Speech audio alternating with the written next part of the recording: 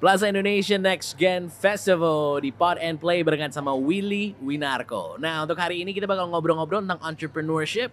Kalau dua narasumber kita hari ini ternyata sedang membangun sebuah brand yang sudah cukup lama di dunia fashion Indonesia gitu ya.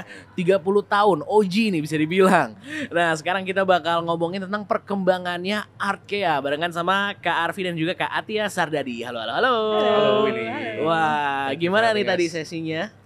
Sesinya seru banget. Kita nggak nyangka ternyata interest dan juga pertanyaan-pertanyaan tuh sebenarnya banyak, tapi karena waktunya terbatas jadi sayang gitu, kayaknya banyak pertanyaan yang nggak tersampaikan. Wah, oke. Jadi tadi ngebahas tentang apa aja kalau boleh tahu?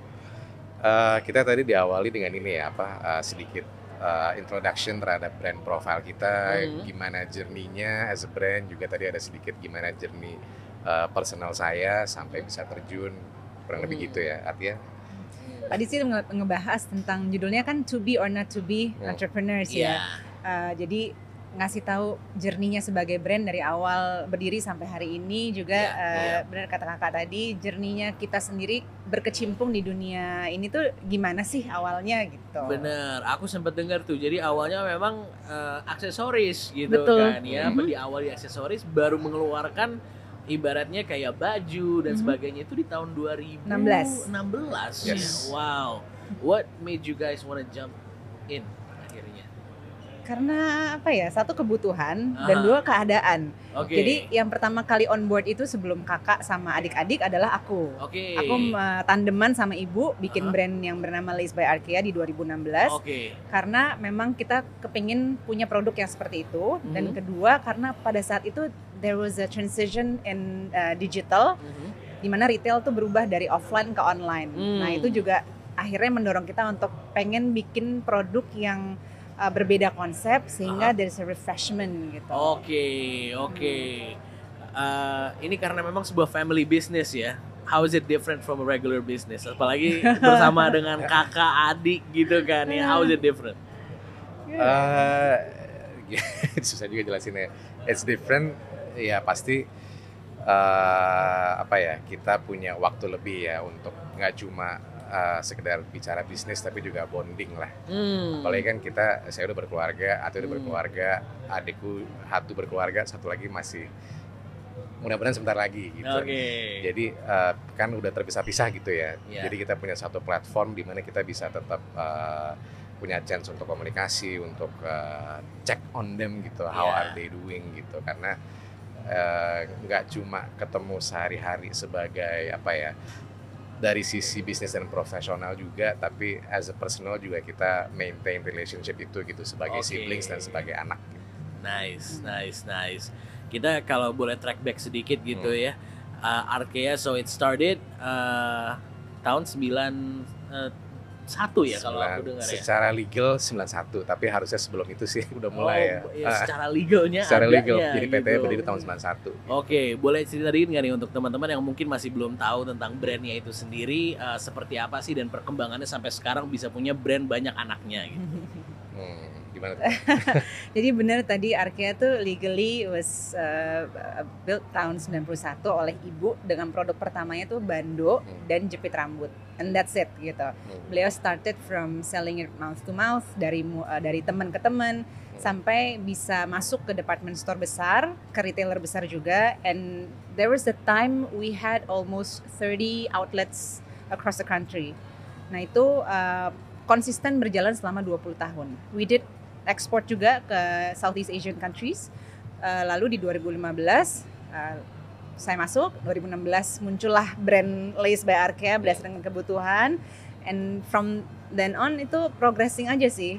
2019 kita keluarin Arkea Stripes karena kita memang butuh baju-baju buat sehari-hari, and then pandemic started. 2021 kita launching Arkea Bloom, terus yang the recent one adalah Arkea Colors. Apa bedanya? Kayak kenapa memilih untuk mengembangkan ini menjadi banyak gitu? Kenapa nggak kayak Arkea aja gitu? It's a good question ya. Mungkin bukan menarik ya. Salah satu objektif dan target kita adalah kita mencoba selalu mendiversify brand kita ke depannya gitu. Oke. Mungkin nextnya ada sports atau ada apa lagi ya? Iya, banyak ya. Apa yang kita belum kepikiran sekarang tapi kita masih bisa explore gitu.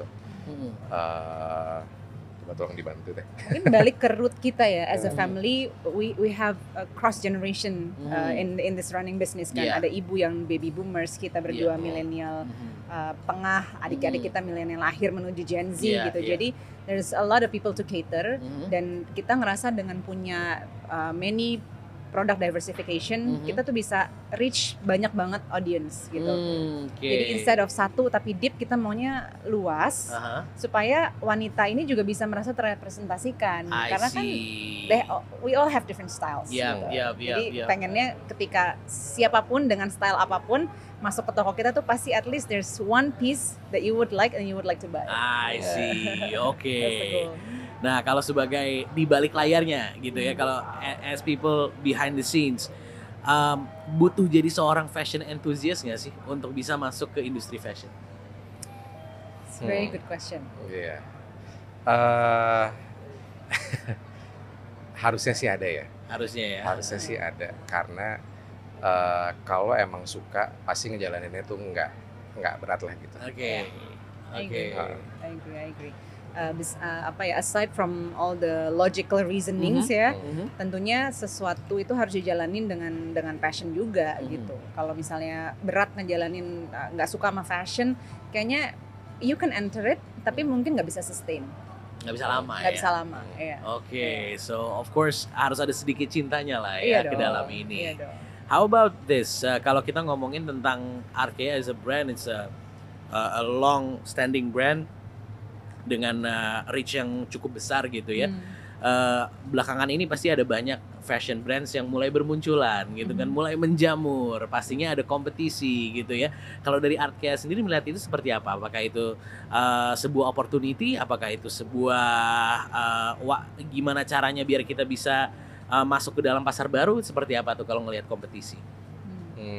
Tadi sempat didiskus juga sih briefly gitu. Kalau saya personally ngelihat tuh kompetisi itu sesuatu yang positif ya, karena satu bisa saling menginspirasi satu sama lain gitu ya, apalagi lokal sekarang tuh udah banyak banget yang seperti tadi dibilang bermunculan sana sini, juga bisa dijadikan sebagai suatu benchmarknya kalau produk kita tuh diterima di kalangan yang mana sih di Indonesia dengan penduduk sekian puluh juta gitu ya, jadi itu bisa memposisikan kita tuh ada di mana gitu, mungkin gitu ya. I think we always have to step up ya, harus selalu 2 langkah lebih maju karena sekarang mengamati, meniru, memodifikasi itu selalu terjadi di industri ini kan. Dan in order to kita selalu floating tuh kita mesti punya strategi banyak tuh in advance. Jadi kalau kita melakukan sesuatu kita udah harus tahu nih, oke, pasti nih akan ada yang niru nih. Kita harus bisa apa lagi gitu. Sebelum itu terjadi, we already know what strategy yang kita mau pakai. Jadi emang harus benar-benar up to date gitu. Yes. Talking about up to date nih, trends always changing. Always changing. Tren ada yang baru lagi gitu. Gimana kalau Arkea sendiri melihat tren dan mengikuti trennya? Apakah harus mengikuti semuanya atau mungkin ada hal yang kayak I don't think we're gonna do that, we're gonna do this gitu. Kayak gimana tuh kira-kira? Kalau brand kita emang kita kan fashion brand ya, dan kita tuh mau nggak mau memang harus mengikuti tren. Tapi yang menjadi core kita adalah gimana caranya kita harus adapt terhadap tren tapi mempertahankan value core DNA brand kita gitu. Dan itu yang bisa membedakan kita dengan brand yang lain sih gitu. Jadi kita harus strong dengan identity kita. Kita harus bisa mengadapt apa yang lagi terjadi ini sekarang, trennya apa, color palette-nya apa yang lagi ongoing gitu ya. Tapi harus bisa adopt itu dengan caranya kita sendiri, dengan nilai-nilai karakter dari brand kita yang udah kita ciptain gitu. Oke. There are certain guidelines yang kita pegang dan kita harus selalu jaga gitu, karena bagaimanapun brand fashion itu kan mencerminkan siapa people behind it, right? And salah satu misalnya value yang kita pegang adalah a sense of modesty. Kita memang bukan tidak mengiklankan brand kita sebagai modest brand, tapi ya kalau orang tahu saya juga begini gitu. Yes, Ibu juga yes. berpegang teguh kepada kepercayaan yang kita percaya. So there's always this parameter yang kita jaga gitu. Oke. Jadi kalau bener kata kakak, tren yang coming tuh selalu kita seleksi dan kita adapt. Kalau ini kita trennya besar, kita pengen banget punya koleksi seperti ini, how can we adapt according to our values and according to our beliefs. Jadi Nice. memang tidak semuanya bisa kita absorb gitu. Iya. Dan pastinya itu juga udah ada the values of the company, the values of the brand itu mungkin udah bisa ditarik jauh gitu ya dari tahun 91 atau mungkin sebelumnya gitu kan ya dari ibu sebelumnya dulu gitu. Yang aku pengen tanya adalah what do you guys think? How do you make a brand have longevity seperti itu? Karena this is gonna be my last question karena memang nggak banyak loh ada brand yang 30 tahun masih hidup gitu kan. So menurut kakak-kakak sekarang how can we have a brand yang long lasting bisa mungkin lama sampai sekarang dan terus beradaptasi? Kira-kira seperti apa? Kalau dari sisi bisnis ya mungkin gini, kalau mau go far in the business itu harus hand in hand dengan creativity, atau kebalikannya juga sih, creativity itu harus bisa disupport oleh bisnis yang sustain. Ya percuma kita punya idealisme tapi kalau bisnisnya nggak bisa sustain ya kita nggak akan bisa berumur panjang. Jadi entrepreneurship ini di bidang fashion adalah sesuatu yang emang harus dijalankan, karena kalau cuma lihat fashionnya doang, ngeliat bisnisnya nggak mungkin bisa sustain dan nggak bisa bertahan lama. Jadi harus cari cara supaya gimana caranya goes hand in hand between fashion and entrepreneurship tuh harus bisa senada supaya bisa berjalan panjang. Kreatif sama bisnisnya harus sejalan. Yes, Oke, ada tambahan dari kan? Kita tuh harus selalu keep on creating. Itu yang juga jadi pedoman kita sih, karena to sustain itu is much more difficult than to create kan. Tapi in the journey of sustaining itu gimana caranya kita bisa mungkin replicate perjuangan awal nih, apalagi ibu sebagai perintis gitu misalnya ya. Kita sebagai generasi kedua ini kan tugasnya yes we're maintaining and sustaining the business, tapi kita nih nggak punya pengalaman atau tidak mengalami perjuangan yang beliau alami dulu. Jadi in order to learn and to sustain the business, kita harus belajar to create something new terus sih. Harus inovasi terus gitu, dan supaya kita nggak terjebak dalam our comfort zone. Nice.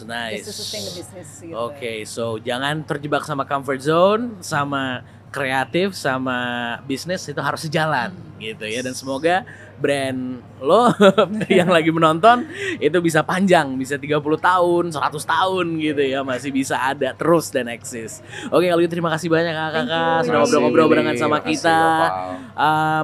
Ini gue punya last question untuk quick question saja ya. Ini tinggal A or B, tinggal pilih aja, oke? Oke.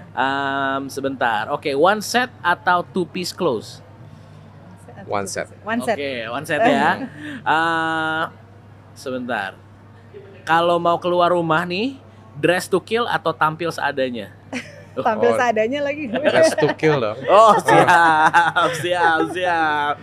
Polos atau pattern?